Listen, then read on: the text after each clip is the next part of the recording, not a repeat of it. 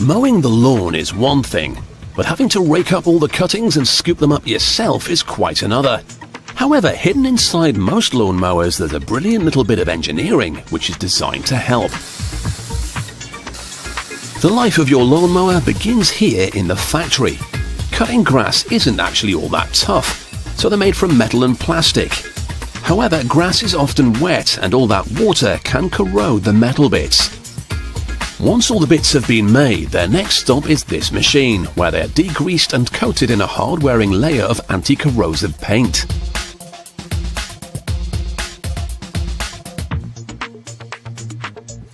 But the real secret to the labour-saving lawnmower actually begins here, with the blade. Cut from a band of steel that contains about 6% carbon, this really is tough and ideally suited to the job.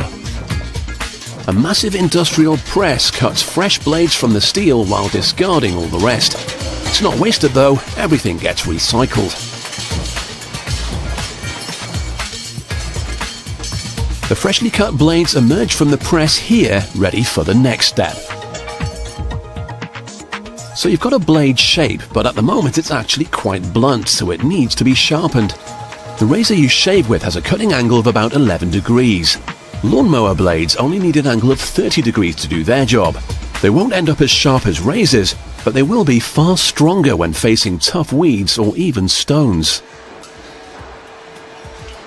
Each of the blades is bent to include a 36-degree angle of wing. It actually makes the grass take off, which sounds amazing, but it's true.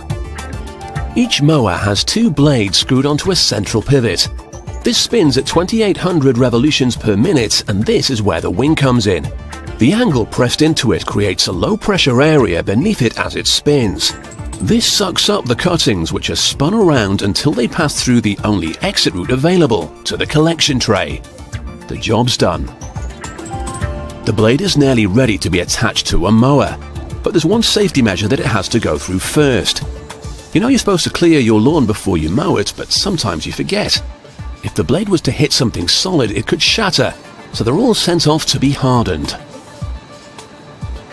First, they are heated to over 840 degrees Celsius for almost 10 minutes. They are then removed from the heat and transferred to be rapidly cooled by almost 500 degrees. This quick cooling realigns the metal's molecules, hardening it. It's now far less fragile and more capable of hitting rocks, stones or forgotten garden tools without shattering. To build the final unit, a worker will place a central pivot and two freshly hardened blades into this machine. It tightens the bolts to the right specification automatically. The pivots are then added to the lawnmower, which has been taking shape on the production line in another part of the factory. Quality control is of course important, so the finished mowers are run through several tests. To get that blade spinning and saving your back, the engine has to work, so that's switched on and off. And for safety's sake, the blade's ability to slow down is also pretty important. It must stop within 3 seconds of the operator hitting the kill switch. So this guy has the exciting job of turning it on and off and timing the blade.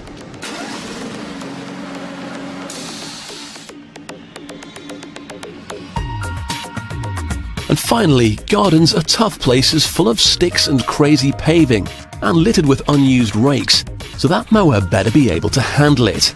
Each new model spends over 100 hours driving on this wooden track to see whether the design will survive some hard wear and tear. Once it's been put through its paces, it's ready to be left in a garden shed until your lawn needs a quick trim. So just remember, sticks and stones may break your bones, but they won't be bothering this lawnmower.